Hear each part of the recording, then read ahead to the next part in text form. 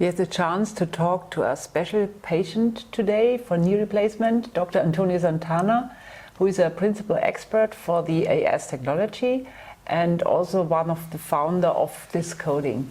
So Antonio, why did you decide for this AES coded implant for yourself, for your surgery? Well, I do like the implant design, particularly the coating with its 7 layers. The first 6 layers really taking care of, preventing the ion release, and the top layer really cool and good for the reduction of wear against polyethylene. So these 2 properties are really important for me, and that is a good starting point. So what are the most important advantages of the technology for you as a scientist? Well, I do like the choice of materials, so ceramic-based materials, the fact that they are inert, they tend to not react with the body fluids, and this prevents degradation of the coating and of the implant. Because the coating is blocking the implant, and it's very important to have a coating which is stable from a chemical point of view.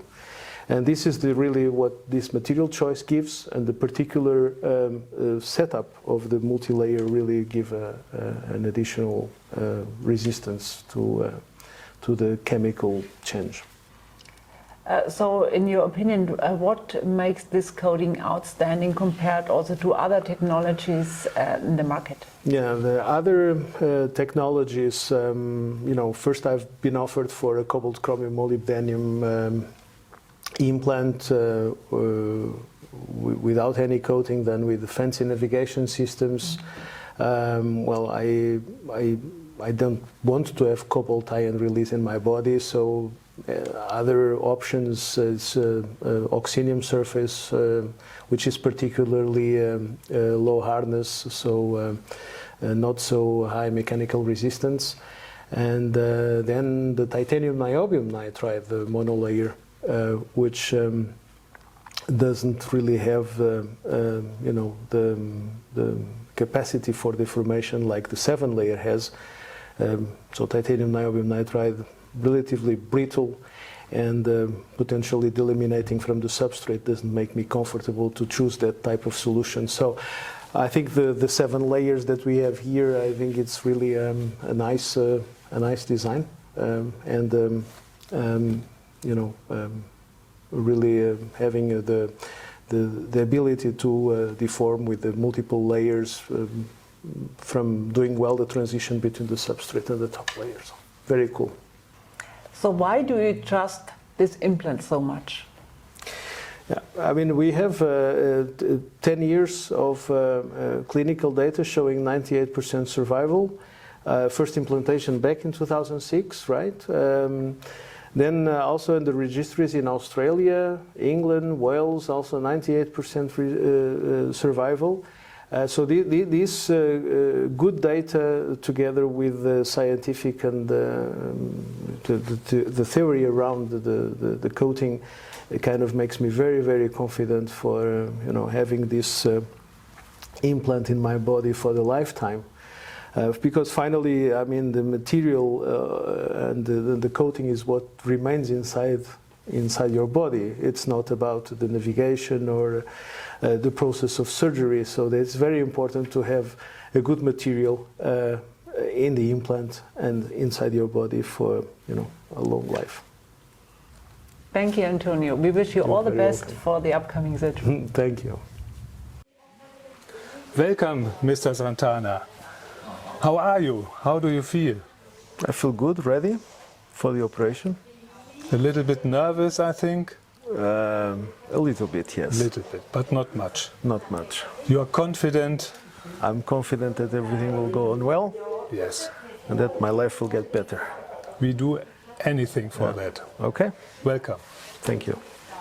Okay, let's go to the operation theater.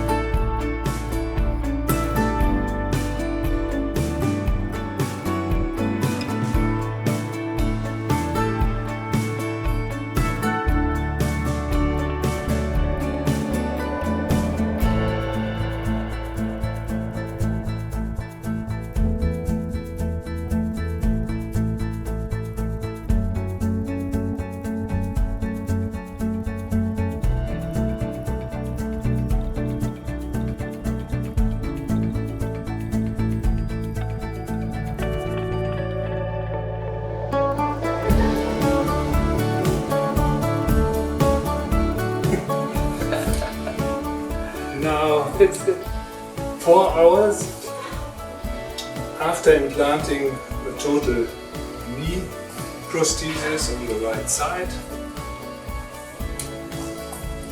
Mr. Santana, how do you feel? Is it painful? It's actually fun. It's not painful. It's not painful. No. And dizziness? No, I'm not dizzy in the head. I am enjoying these steps. Okay. Very nice. So I think you are confident that the operation is well done and that the knee will work also in future. Yeah, I'm very confident. If it is like this after 4 hours, I'm sure that the next days will be great.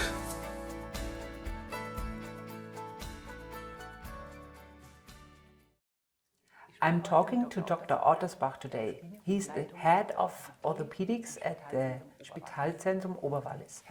Dr. Ottersbach, how did the surgery with Dr. Antonio Santana go yesterday? The surgery went well. We had a pre-op varus angle of about 15 degrees without cruciate ligament. At the end of the operation, we were exactly where we wanted to be, with a straight leg axis, and the ligament tensions were symmetrical, stable over the entire range of motion, which could also be documented very nicely with the orthopilot. Orthopilot is a good keyword.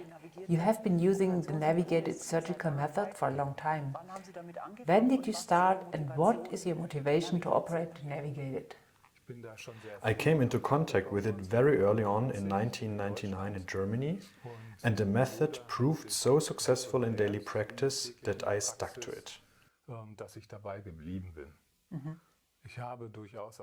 I have also tried out other navigation devices, and I also followed PSI for a while, but I'm firmly convinced of the overall advantages of navigation, so I have stuck with it.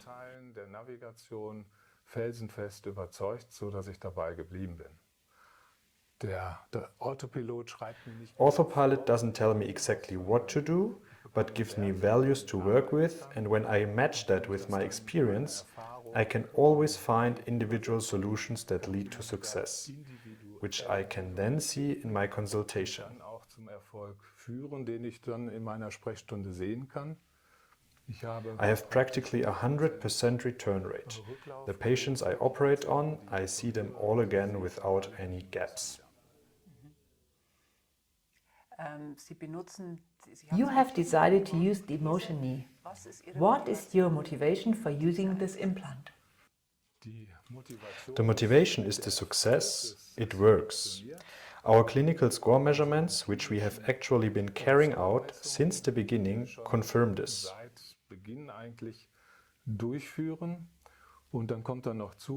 We also decided on the knee because of the biomechanical results.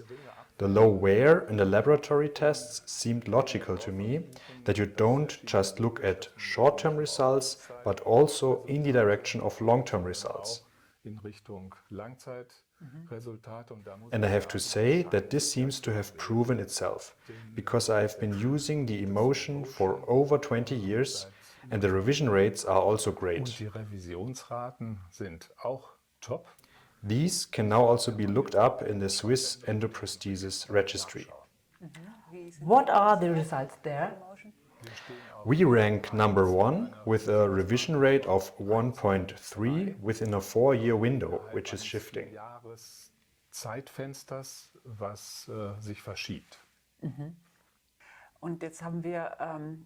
You have used the AES-coded version for this patient.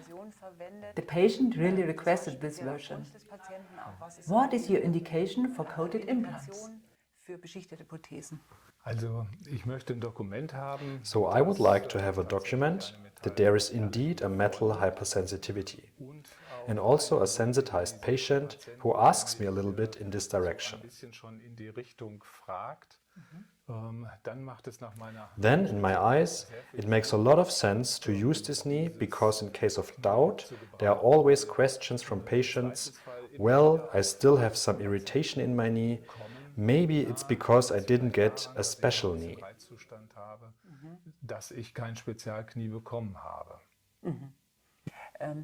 What is your experience with the AES-coded version? Do you perhaps also have a patient example?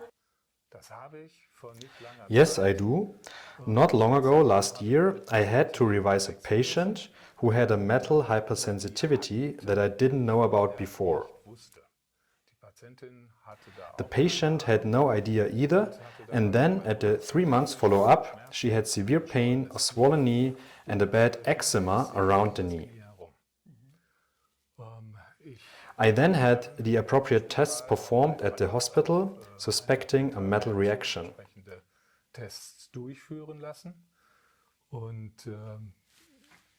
There were cobalt and chromium ions in the prosthesis, and the patient actually reacted to it. I then changed it to the AES-coated prosthesis, which has a layer system with 7 layers and now prevents the metal ions from releasing. And in fact, this was shown in the clinical follow-up that the irritation became less and the efflorescences completely disappeared. Regarding the treatment concept of your patients, maybe you can describe how do you handle it in your hospital? We started a fast-track concept with rapid recovery in 2011. The core of the concept is an intense education that the patient knows exactly every minute of every day what is coming. You can program the inpatient length of stay to mostly 3 days. We follow that strictly. Of course, rapid recovery also means saying goodbye to random medicine. Nothing is done anymore that has been traditionally adopted, such as drainage. Only evidence-based medicine should be used. Nur noch evidenzabgeprüfte Medizin soll angewendet werden. Thank you very much, Dr. Othersbrough. You're welcome.